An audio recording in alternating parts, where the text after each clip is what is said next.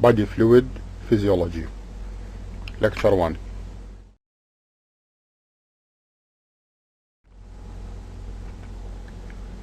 حقائق من المفيد الاطلاع عليها بشأن السوائل والماء.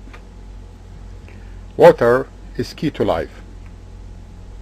Humans can survive more than a month without food, but only a few days without water. للماء فوائد عديدة، منها transportation. Water transports glucose, oxygen and fat to body tissues and waste products such as carbon dioxide and lactic acid away from body tissues. Body temperature regulation، تنظيم درجة حرارة الجسم. Your body produces enough heat in only 30 minutes to boil a half gallon of water. The body wants to keep a constant temperature of approximately 37 degrees centigrade. If the body temperature increases to more than 41 degrees centigrade, cells will die. To prevent overheating, the body regulates temperature by sweating. Water absorbs heat from the working muscles and dissipates this heat to circulating blood and ultimately through the skin and by production of sweat and evaporation of sweat. The other function of water is digestion. Water is an important component of saliva, intestinal and gastric juices which help digest food. Lubrication. Water is a good lubricator of joints, organs and tissues.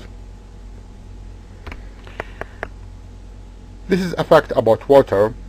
Drinking too much water too quickly can lead to water intoxication. Water intoxication occurs when water dilutes the sodium levels in the bloodstream and causes an imbalance of water in the brain. Water intoxication is most likely to occur during periods of intense athletic performance. حقيقة أخرى عن الماء، لا شك أنك على اطلاع على هذه الحقيقة. Pure water, solely hydrogen and oxygen atoms, has a neutral pH of 7, which is neither acidic nor basic. لا هو حامضي ولا هو قاعدي، متعادل. Water dissolves more substances than any other liquid. وطبعا الحقيقة الأخرى water it travels wherever it travels. Water it means it carries chemicals, minerals and nutrients with it لأنه مذيب جيد للمواد. وطبعا حقيقة أخرى من المفيد الاطلاع عليها. By the time a person feels thirsty، عندما يشعر الإنسان بالعطش، his or her body has lost over 1% of its total water amount.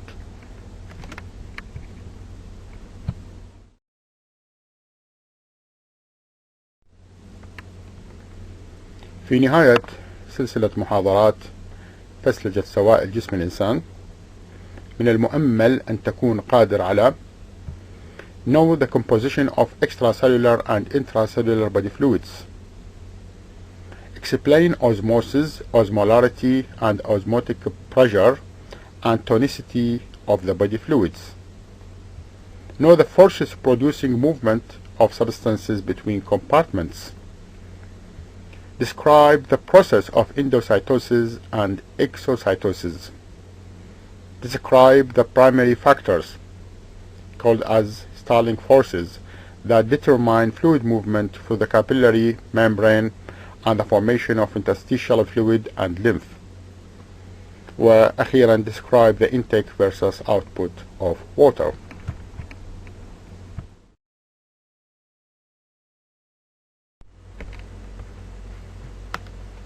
رسم توضيحي يمثل body fluids and compartments. We have the extracellular compartment, intracellular compartment and intravascular compartment inside the blood vessel, which is also part of the extracellular compartment, like the interstitial compartment, which is also a part of the extracellular compartment. Water constitutes 60% of total body weight. 20% of that water is inside the extracellular compartment, while the rest, 40%, which represent the 2/3 of total body water, is inside the cells, inside the intracellular compartment.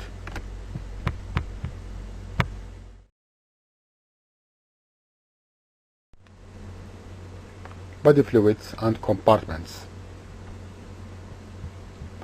Extracellular fluid represents 20% of total body weight, composed of the following types of fluids. The interstitial fluid, which represents 50% of the total body weight, plasma 4%, transcellular fluid 1% of the total body weight, while the intracellular fluid represents 40% of the total body weight. Here are the three different types of compartments: intravascular one, interstitium, and intracellular space. Plasma represents 4%, interstitial fluid represents 15%. They belong to extracellular fluid, and here is the 40% of the intracellular fluid. في هذا الرسم التوضيحي يبين تراكيز الكاتايونز and anions داخل وخارج الخلية. The main cation concentration داخل الخلية هو البوتاسيوم، and the main cation خارج الخلية هو الصوديوم. سنتعرف على سبب ذلك لاحقا. Another cation داخل الخلية magnesium ion and little amount of sodium ion. Little amount of potassium and magnesium also as cation outside the cell. The main anions داخل الخلية proteins AMP, ADP, ATP, bicarbonate and chlorides. And the main anions خارج الخلية bicarbonate and chloride ions.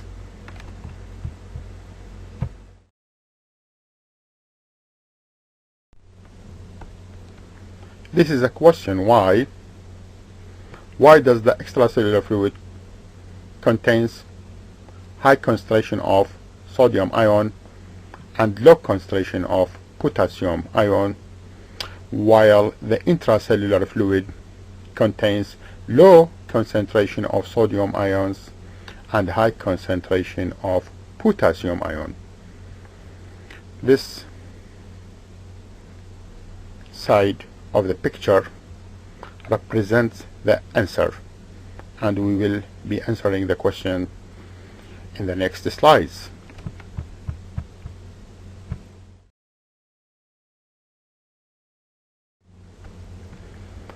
بعض المصطلحات العلمية للتعرف عليها: osmosis, osmolarity, and osmotic pressure of the body fluids.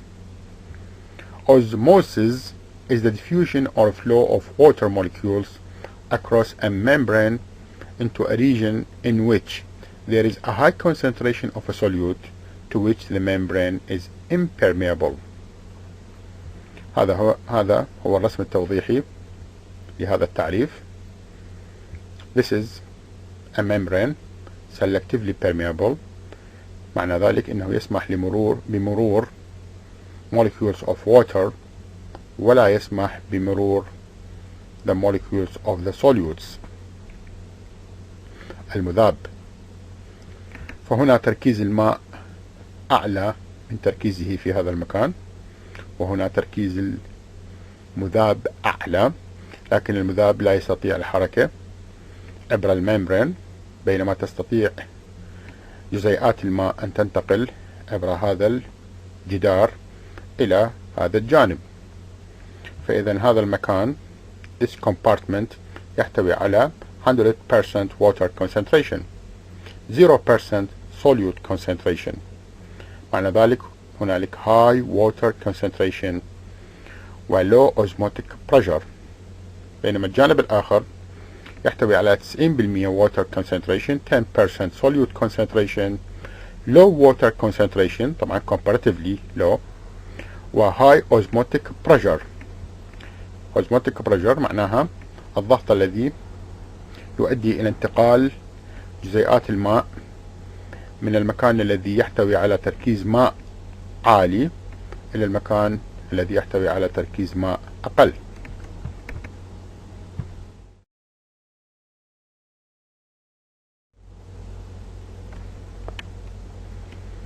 رسم توضيحي يبين معنى الأوزموتيك بريشر وكيفية قياسه. الرسم الأول يبين أن الجانب الأيمن من الأسطوانة يحتوي على تركيز أعلى من الجلوكوز molecules, high concentration of glucose molecules comparing to the left side. وبما أن الممبرين لا يسمح بمرور الجلوكوز عبره بل يسمح بمرور الووتر molecules، عند ذاك ستنتقل جزيئات الماء من الجانب الأيسر من الأسطوانة إلى الجانب الأيمن، وبذا يزداد حجم أسطوانة الجانب الأيمن. عندما نعيد الحجم إلى وضعه المتوازن فعلينا تسليط قوة خارجية، وهذه القوة الخارجية تمثل مقدار الضغط المتطلب قياسه، وهو ما يسمى بالأوزموتيك بريشر. وطبعا the number of the solute particles determines the magnitude of the osmotic pressure of the solution in which it is dissolved. كل ما كانت جزيئات السوليوت المذاب بتركيز أعلى كل ما أدى ذلك إلى زيادة ما يسمى بالأوزموتيك بريشر، أي زيادة الاتراكشن of water molecules باتجاه هذا الجانب.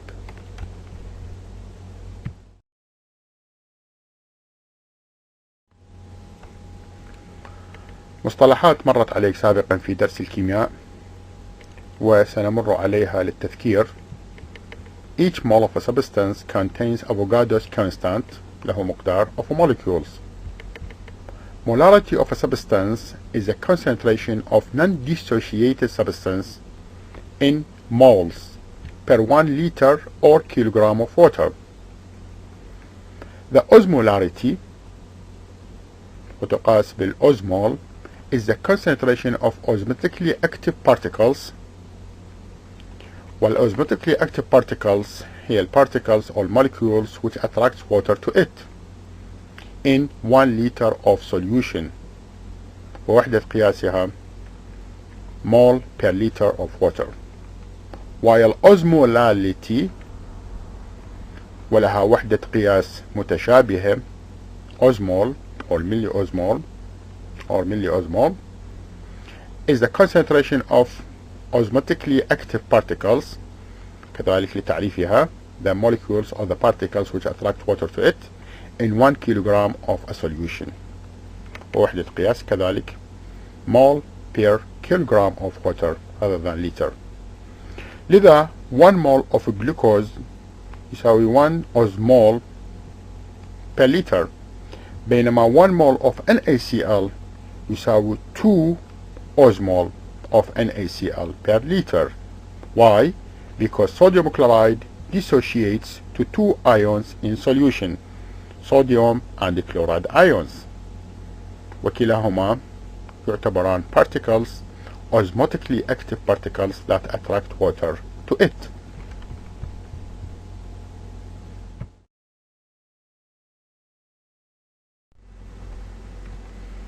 Examples: 5% of glucose in water has a molarity of 300 millimoles per liter of water, and because the glucose molecules in water do not get dissociated, so it has osmolarity of 300 milliosmol per liter of water.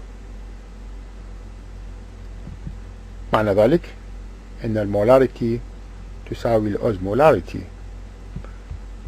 للجلوكوز المذاب في الماء بتركيز 5%، بينما 0.9% of NaCl sodium chloride in water has a molarity of 150 millimoles per liter of water, and because each NaCl molecule in water is dissociated into two osmotically active particles وهما sodium ions and chloride ions, it has an osmolarity of 300 milliosmol per liter of water لأنها تمثل مجموع الأوزمولاريتي لكليهما. Therefore, 5% of glucose in water and 0.9% NaCl in water have different molarity but identical osmolarity and consequently identical osmotic pressure, وكلاهما يعتبران isotonic fluid لأن لهما osmolarity تساوي the osmolarity of the plasma.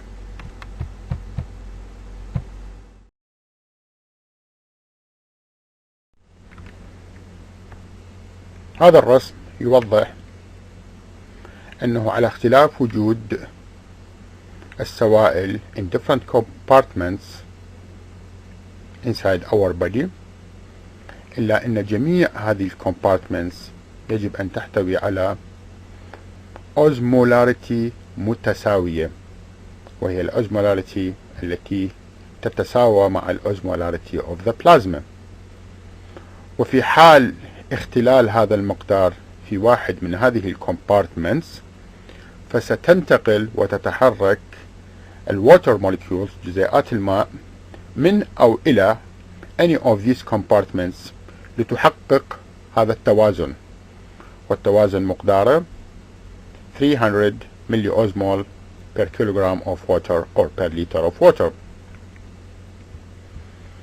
Different compartments المقصود بها مثلا blood vessels و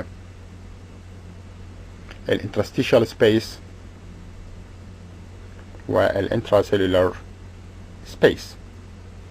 جميع هذه compartments يجب أن تحتوي على مقدار شبه ثابت من الأوزمولاريتي. وهنا كلمة ليكي epithelium للدلالة على أن الماء أو جزيئات الماء ستنتقل عبر هذه الثقوب في جدار الكابيلاري ميمبرين من أجل تحقيق التوازن في مستوى الأوزمولاريتي.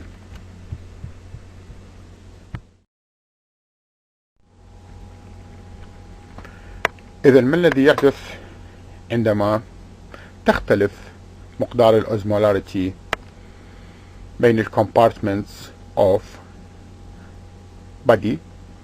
الذي يحدث هو الآتي: عندما نضع خلية في وسط متعادل الأوزمولاريتي isotonic solution، أي أن الأوزمولاريتي of this solution similar to osmolarity of the cell، فإن الخلية تحافظ على حجمها لأن الماء لا ينتقل من السائل إليها أو منها إلى السائل. ولكن عند وضع الخلية in hypotonic solution، أي solution يحتوي على osmolarity أقل من الأوزمولاريتي of the cell، أي concentration of solutes in this solution less than the concentration of solute inside the cell، ما الذي يحدث؟ جزيئات الماء ستنتقل من السوليوشن إلى داخل الخلية، ستكبر الخلية وقد تنفجر. إذن وضع الخلية داخل الهايبوتونيك solution يؤدي إلى swelling of the cell and even rupturing of the cell. العكس يحدث عند وضع الخلية داخل hypertonic solution. hypertonic solution يحتوي على concentration of solute أعلى مما موجود داخل الخلية، عند ذاك ستنتقل جزيئات الماء من داخل الخلية إلى السوليوشن ويؤدي إلى تقليص في حجم الخلية cell shrinkage. وهنا للتعريف isotonic means both solutions have the same solute concentration كما في المثال الأول. hypotonic solution with a lower solute concentration في المثال الثاني، while hypertonic solution with the higher solute concentration، وهذا ما حدث في المثال الثالث.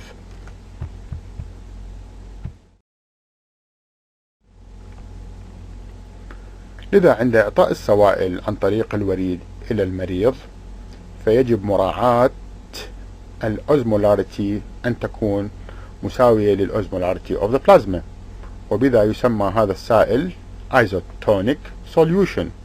مثال على هذا السائل 0.9% of NaCl in water usually called as normal saline، وهذا المغذي الذي يسمى بالمغذي المالح، هذا هو المعروف، or 5% dextrose in water كذلك يعتبر isotonic. أما 0.45% saline definitely هذا يعتبر hypotonic. وما الذي يحدث للخلية؟ طبعا أنت ستجيب على هذا السؤال.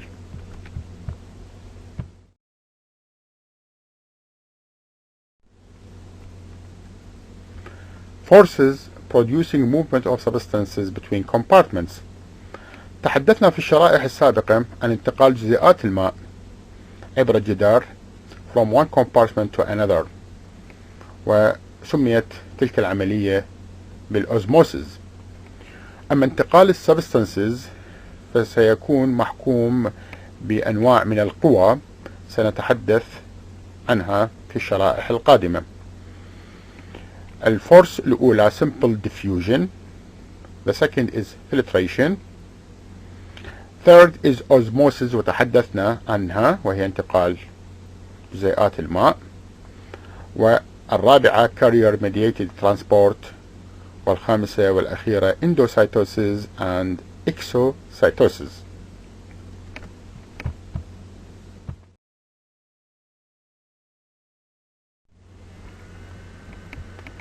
Simple diffusion through cell membrane, lipid bilayer, or through cell membrane channel proteins. هنا low concentration وهنا high concentration of a substance، تنتقل المواد من المكان ذو التركيز العالي إلى المكان ذو التركيز الأقل comparatively. هذه العملية تتأثر بالعوامل التالية. Simple diffusion is affected by number one concentration gradients. كلما كان الفارق بين التركيزين أعلى كلما تحققت عملية simple diffusion بشكل أكبر. Electrical gradients كذا الحال، كلما كان أكبر كلما كان diffusion أكثر. Thickness of the boundary، it means thickness of the membrane. كلما كان الجدار أكثر سماكة هذا يؤدي إلى إعاقة في حركة الموليكيولز، والعكس يحدث عندما يكون الجدار أقل سماكة. Cross-sectional area of the boundary، كلما كان السطح أكبر تصبح عملية الديفيوجن أكثر سهولة. Temperature، كلما كانت درجة الحرارة أعلى كلما تحقق diffusion بمقدار أكبر. و membrane permeability، نضوحية الجدار، كلما كانت أكبر كلما ساهمت في تحقيق عملية الديفيوجن بشكل أفضل.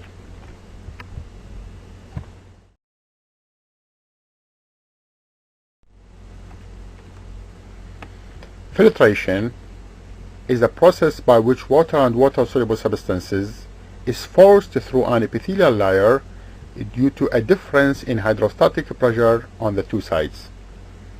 يعني كلما كان هنالك فارق في مقدار الضغط المسمى بالهيدروستاتيك بريشر عبر جدار كلما أدى إلى انتقال السوائل أو السوائل مع المواد المذابة بها من المكان الذي يحتوي على ضغط عالي إلى المكان الذي يكون به الضغط أقل. لذا بالتأكيد فإن من العوامل التي تؤثر على عملية الفلتريشن العامل الأول هو pressure gradient، فارق في مقدار الهيدروستاتيك بريشر، وستكون عملية الفلتريشن خلال ثقوب موجودة، هذا المثال في الكابيلاري ميمبرين. والعامل الثاني surface area of the membrane، كل ما كانت المساحة السطحية أكبر كل ما كانت عملية الفلتريشن أكبر. diameter of the membrane pores، طبعا كل ما كانت الثقوب أكبر كل ما تحققت عملية الفلتريشن بشكل أكبر. و size of the filtered molecules، المواد التي ستخرج طبعا يجب أن تكون أصغر من الثقوب لكي يتاح لها أن تخرج بسهولة، فكلما كان حجمها أقل كلما تحققت عملية الفلتريشن بشكل أكبر.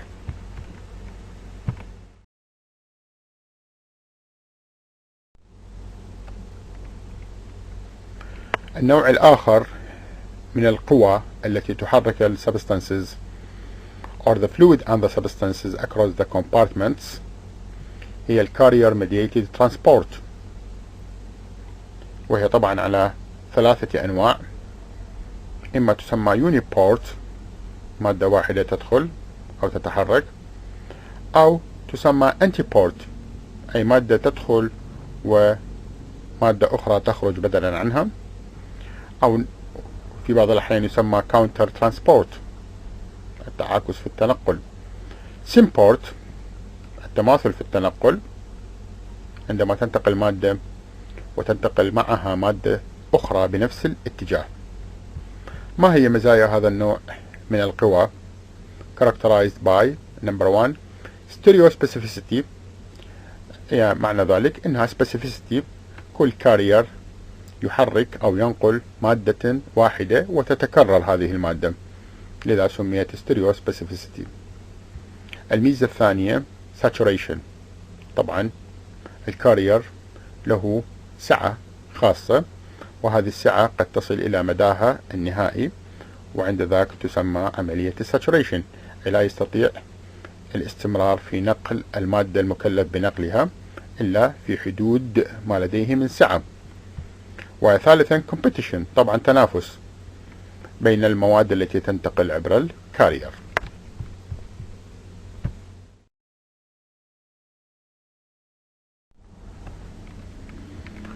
أنواع الكارير mediated transport: Fascilated diffusion، ويجب تفريق الديفيوجن عن الفاسيليتد diffusion، أو الأكتيف ترانسبورت، وكل كلمة أكتيف معنى ذلك أن هناك استخدام للطاقة، استخدام لل ATP، قد يكون primary active transport أو secondary active transport.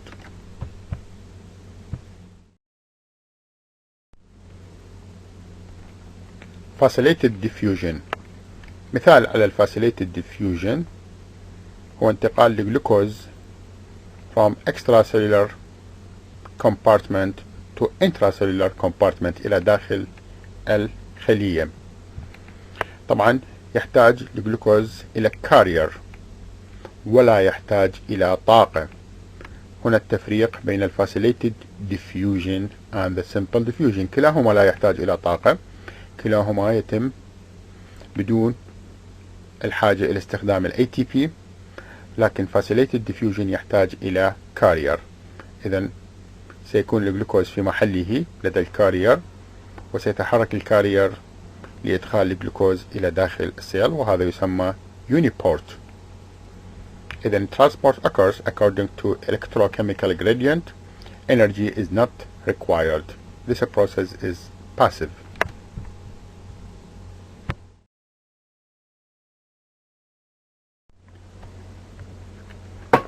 This table is showing the difference between simple diffusion and fascilated diffusion. Diffusion according to electrochemical gradient, the same. Energy is not required in both of these kinds of diffusion. Does not require a carrier protein, simple diffusion, while fascilated diffusion requires a carrier protein. Simple diffusion is not saturable, while fascilated diffusion have saturation limited.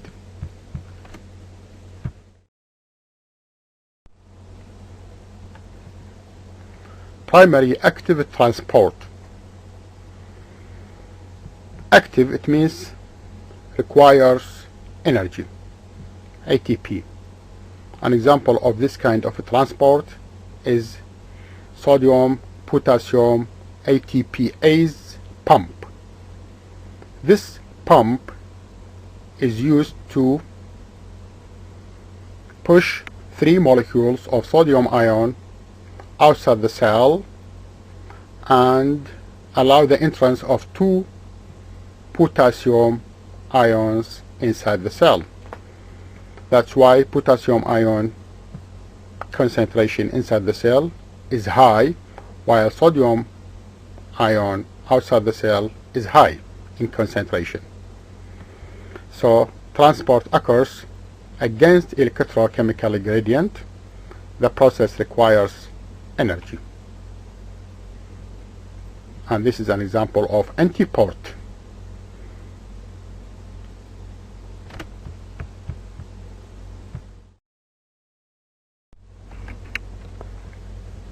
Secondary active transport, مثال co-transport or symport. Here is the cell membrane. Here is the inside of the cell where the level of sodium is low and the level of glucose is high.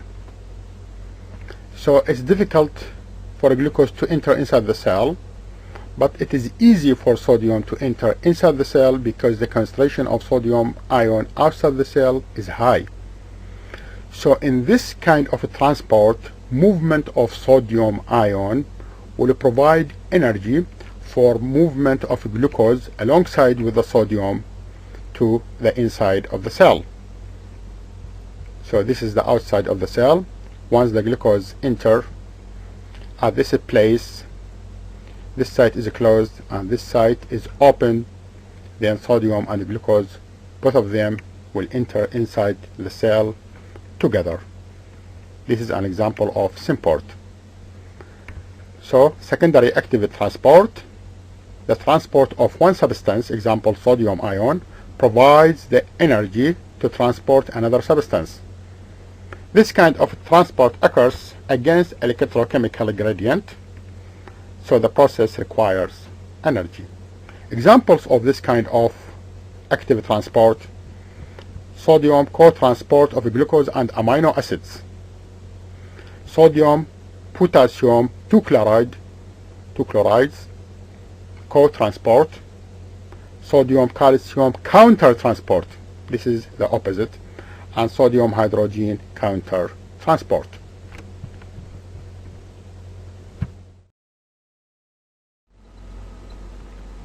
secondary active transport، المثال هنا هو الكاونتر ترانسبورت of calcium and sodium ions أو ما يسمى بالانتيبورت. تراكيز كلا الأيونين صوديوم والكالسيوم خارج الخلية عالي بالمقارنة عنه داخل الخلية. سينتقل أيون الصوديوم with electrochemical gradient من المكان ذو التركيز العالي إلى المكان ذو التركيز الواطي، وهذا لا يحتاج إلى طاقة. عند انتقاله سيوفر طاقة لانتقال الكالسيوم بالعكس من داخل الخلية إلى خارج الخلية، عكس against electrochemical gradient، وهذا ما يسمى بال secondary active transport من النوع counter transport or antiport. The transport of one substance, example sodium ion, provides the energy to transport another substance. Transport occurs against electrochemical gradient. The process requires energy produced by movement of sodium ion.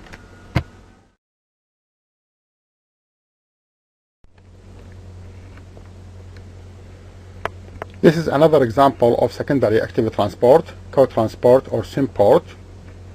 This is an example of absorption of some substances from the lumen sides of GIT, for example, to the epithelial cells of the intestine, then to the blood vessels. So sodium ion will move and another substance like glucose, for example, or amino acids will move together with sodium.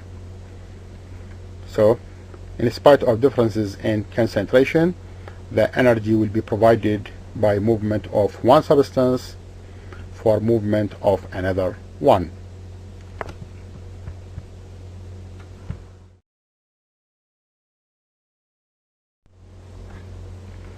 This table showing the differences between fascilated diffusion and active transport.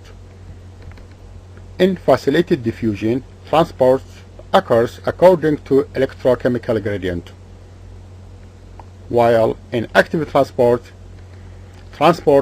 could occur against electrochemical gradient. Fascilated diffusion does not require energy, while active transport requires energy. Fascilated diffusion is in one direction, called uniport transport, while active transport could be uniport, could be antiport, or symport transport.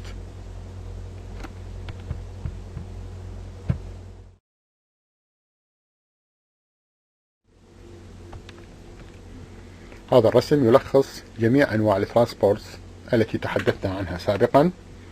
Primary active transport، مثال على ذلك calcium ion pump، hydrogen ion pump، sodium potassium ATPase pump، الذي يؤدي إلى إخراج 3 molecules of sodium ions وإدخال 2 molecules of potassium ions. النوع الثاني secondary active transport، مثال على ذلك co-transport of sodium ion alongside with amino acids. المثال الثاني counter transport of sodium ion in exchange with hydrogen ion.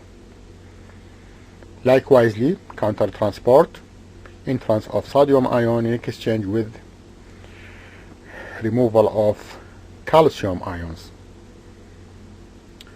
and also counter transport movement of bicarbonate ion outside the cell in exchange with the chloride ion inside the cell. النوع الثالث fascilated diffusion.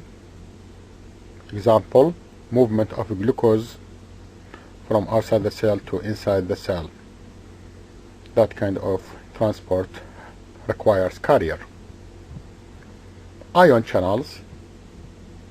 We have sodium ion channels, allows the entrance of sodium ion to inside the cell. Likewise, we have chloride ionic channels, calcium ionic channels, and we have potassium ionic channels that remove potassium from inside the cell to outside the cell.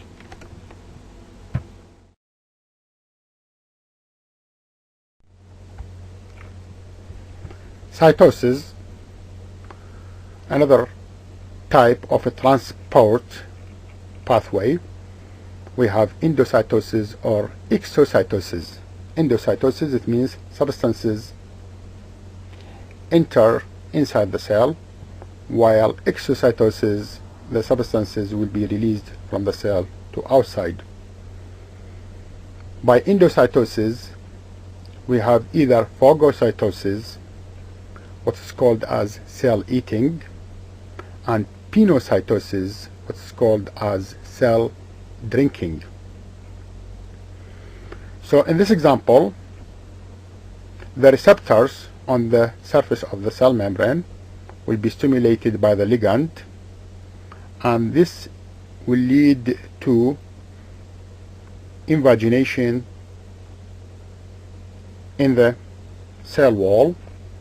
This invaginated part will be coated by clathrin, so it's called as a clathrin coated pit. This pit will enlarge in size. Still, the substance, the ligand, is in association with the receptor. Then the opening side of this invagination will be closed to form what is called as vesicle. So inside this vesicle will be the substance, the required substance, the ligand, in association with the receptor. Then there will be a separation between the receptors and the required substance.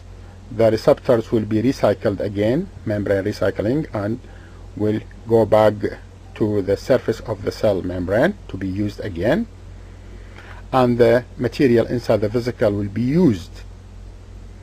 Either it will go to the lysosome or Golgi apparatus. So by this process, the substance will enter inside the cell from outside without passing to the cytoplasm of the cell. They will be inside the vesicle. The other process is exocytosis. It is all opposite the steps of endocytosis. By exocytosis, the cell will release some particular kind of substances from intracellular space to extracellular space. For exocytosis to occur, the level of calcium ion inside the cell should be increased. This will lead to cell release their contents outside. So the properties of exocytosis: number one, it is associated with the expenditure of ATP, requires energy because it is an active process. All forms of cytosis involve the formation of protein-coated vesicles, with some exceptions. This is the vesicle and coated by protein. This protein, catharine, will go back again to the surface of the cell membrane to make another invagination when it be required. Number three, all are mediated by membrane receptors.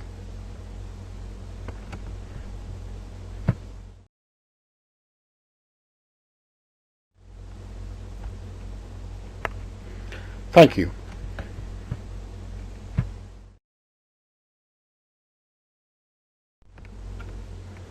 Body Fluid Physiology, Lecture 2.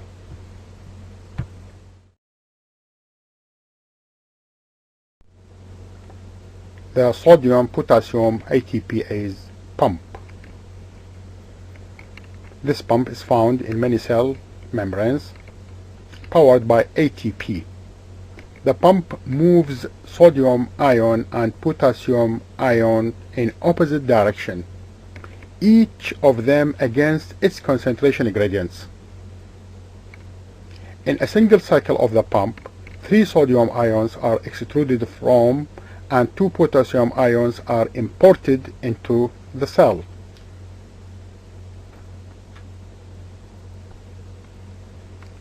The main functions and importance of this pump are the following.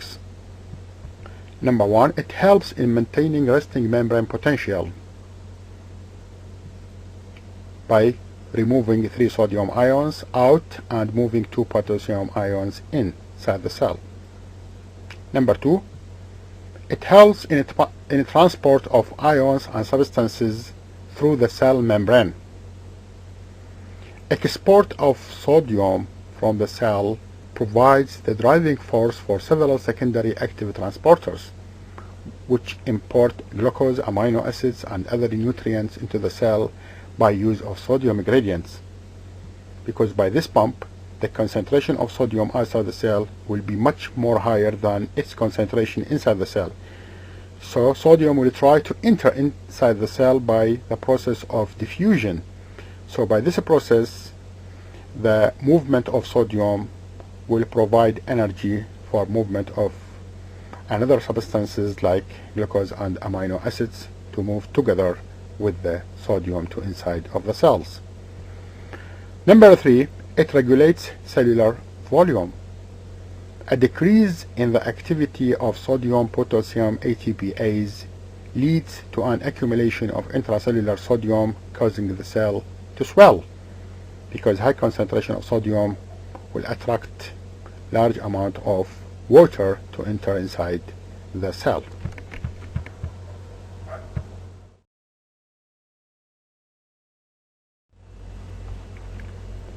The types of capillaries. There are 3 types of capillaries in our body.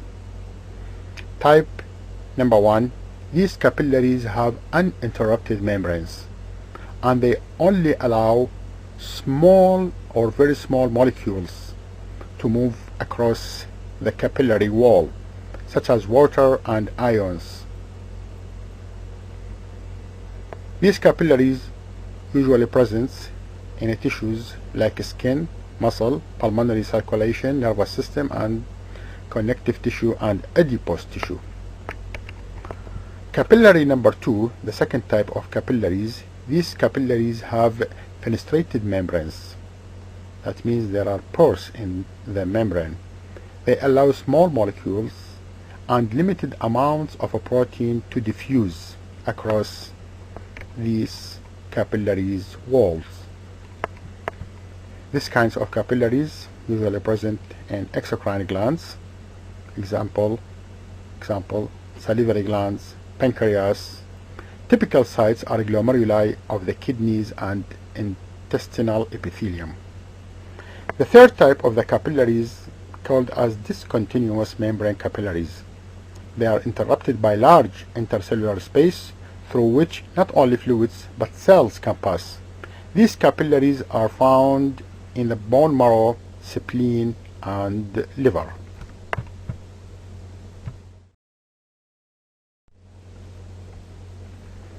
Formation of interstitial fluid and lymph. There are forces called as stalling forces that determine fluid movement through the capillary membrane. These are the following forces: the capillary hydrostatic pressure, the interstitial fluid hydrostatic pressure, the plasma colloid osmotic pressure, the interstitial fluid colloid osmotic pressure. Colloid or osmotic pressure is the same. Capillary permeability is the last factor that determines the movement of a fluid across the capillary wall.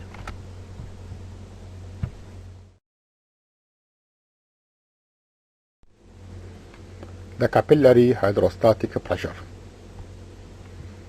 The capillary pressure at the arteriolar end is about 35 mm mercury, and it's about 15 mm mercury at the venous side. So there are two sides for the capillary. Except in glomerular capillaries, where it's about 50 to 60 mm mercury, that means it's higher and nearly constant between the two ends. Hydrostatic pressure is the pressure used to push fluid from inside the vessel to the interstitium. That's why in glomerular capillaries you could find higher hydrostatic pressure inside the capillaries in order to enable the process called as filtration. That means pushing fluid from inside the vessels to the interstitium.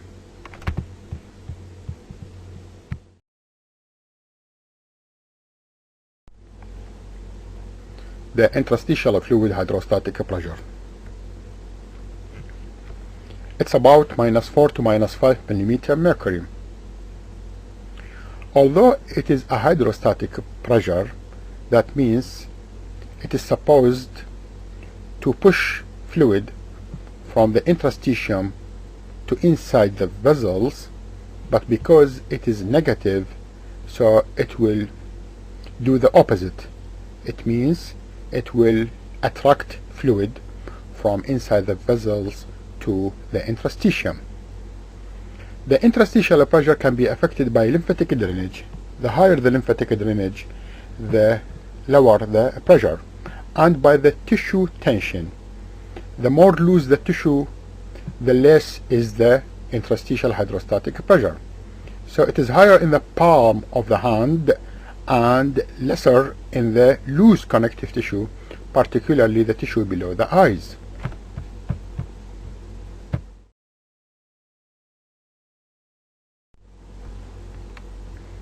The plasma colloid osmotic pressure. Osmotic or oncotic or colloid pressure are synonyms. That means the same meaning. The colloid osmotic oncotic pressure of a human plasma is approximately 25 mm mercury. It may be caused by the dissolved protein اللي هو مقداره 6 to 8 gram per deciliter. It means 100 milliliters. About 75% of the total colloid osmotic pressure of the plasma results from albumin, while 25% from globulin, and almost none from fibrinogen. This is because albumin has a smaller molecular weight than others, so there are more molecules. That means osmotic or osmotically active molecules that attracts more water per gram of albumin than of globulin. Moreover, in addition to that, albumin is more dissociated in plasma than globulin. That means dissociation will lead to more particles, formation of more particles, more molecules, more osmotically active molecules. That means will contribute to osmotic pressure in a higher percent, which is about 75%.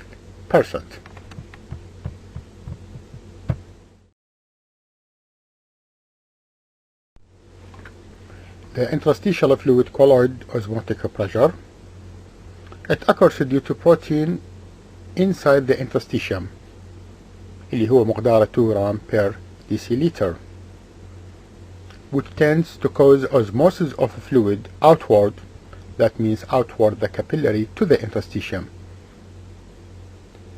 This pressure is about 6 mm mercury.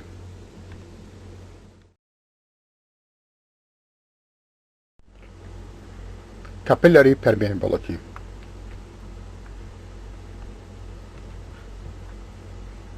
The capillary is completely permeable to small molecules and water, but is normally only slightly permeable to plasma protein.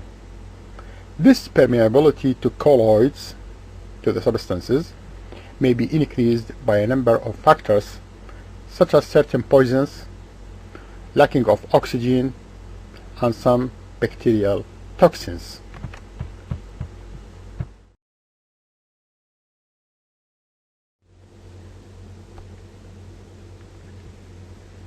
رسم توضيحي يبين the two ends of the capillary. Here is the arteriole and here is the venule, and this arrow shows the flow of the blood. Here is the interstitium.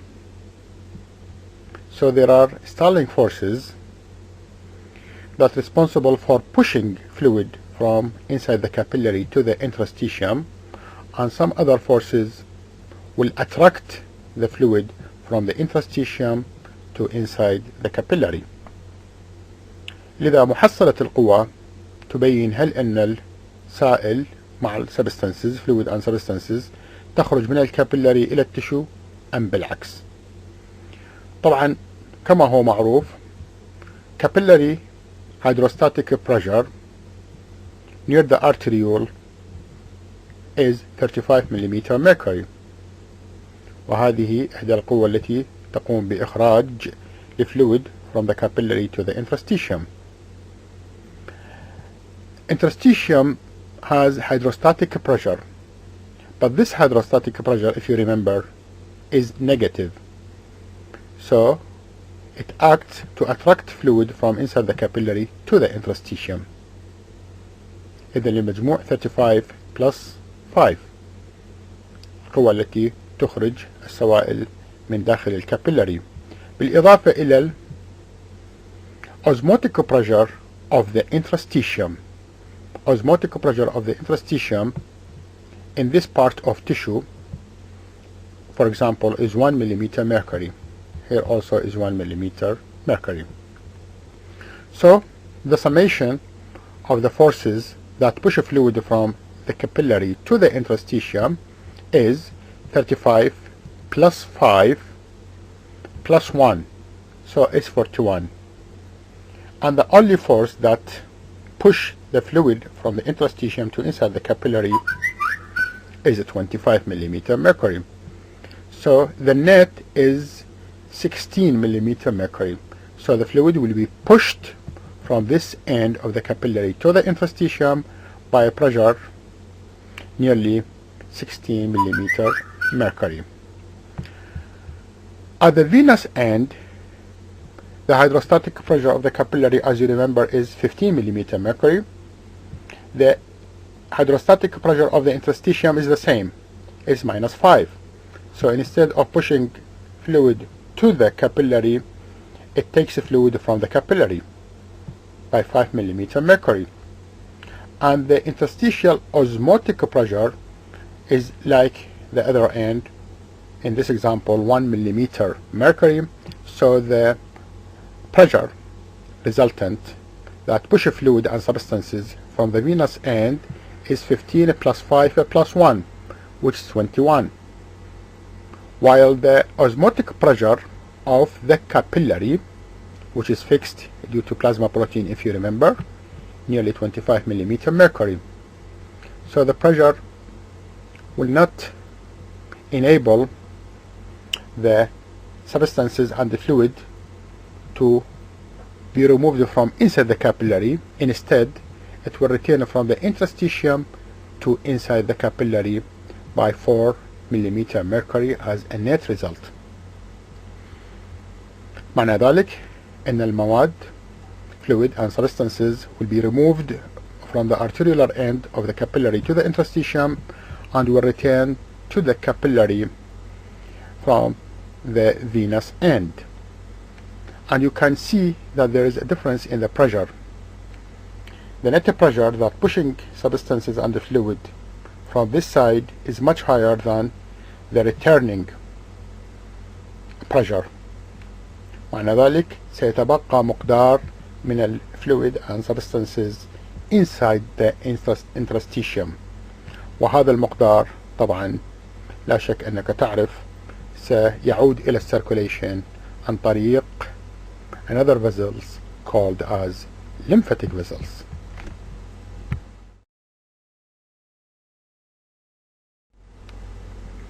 Formation of lymph. Out of the filtered fluid from the capillary, 10% enters in the lymphatics.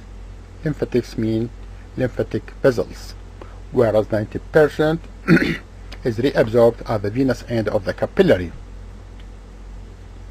Lymphatic vessels are much more permeable to proteins than capillaries. The proteins leaked from the plasma into the interstitial space from the arterial end of the capillary cannot return to the capillary, but diffuse into the very permeable lymphatic vessels, lymphatic capillaries. Together, that means alongside with large molecules produced by the cells, such as hormones, enzymes, lipoproteins, and chylomicrons.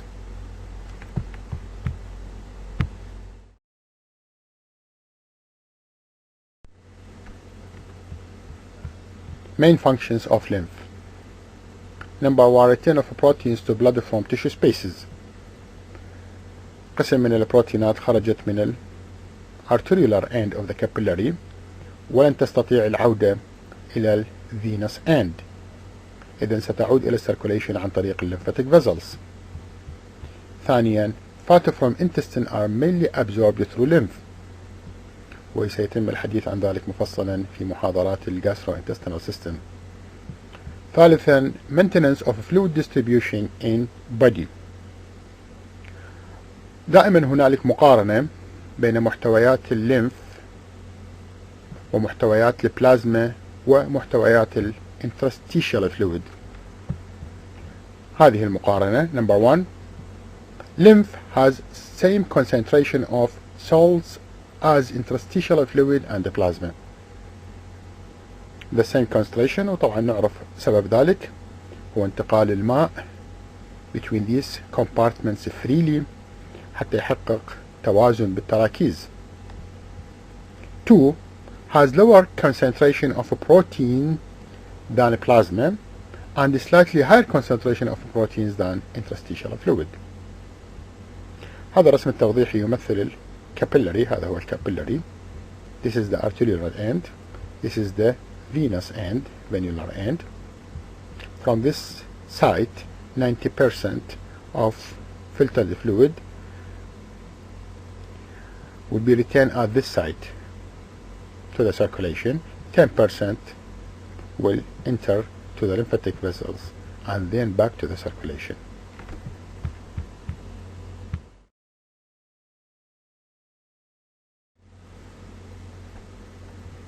Edema,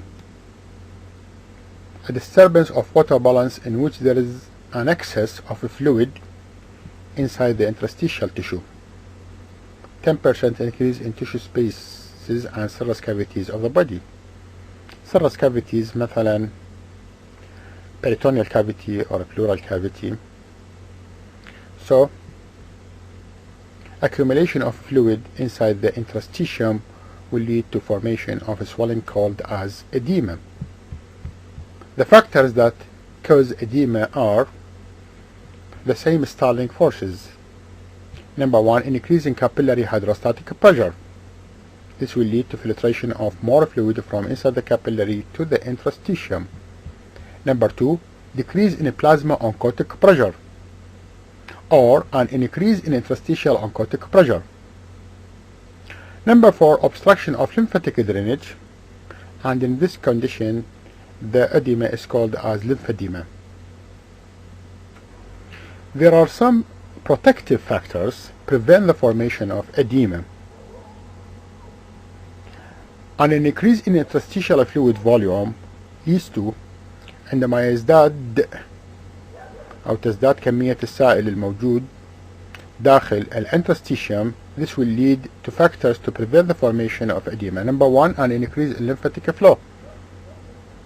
زيادة جريان الليمف داخل الليمفاتيك فيزل يقلل احتمال تكون الإديمة، يقلل تراكم السوائل inside the interstitium. العامل الثاني a decrease in interstitial oncotic pressure.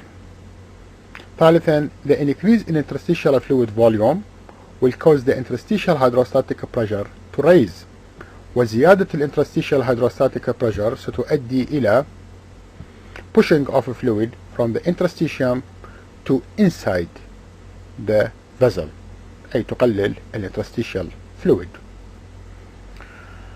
In this clinical example الحقيقة the examiner pushing deeply the swollen tissue and leave it, then a pit will be formed. This is called as pitting edema. ولهذا العرض دلالات مرضية ستتعرف على تفاصيلها في دراستك للطب الباطني في المراحل اللاحقة إن شاء الله.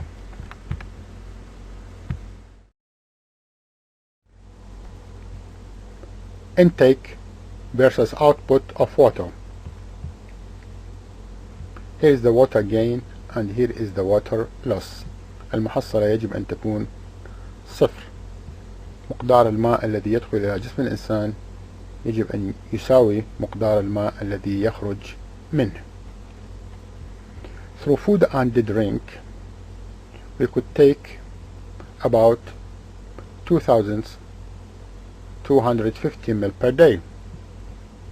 Also water could be produced inside our body as much as 350 ml per day by combination of glucose with oxygen, leading to formation of carbon dioxide plus water plus ATP. This amount, this volume of water should be removed from our body, should be lost from our body by the following ways. Through skin, that means evaporation of sweat, which represents about 800 ml per day, and through lungs, which represent about 20 ml per day. This is 1 liter. This route of water loss is called as insensible water loss, because water is being lost from our body without our feelings. Water could be excreted through urine as much as 1,500 ml per day, and through feces as much as 100 ml per day. So the resultant will be 0.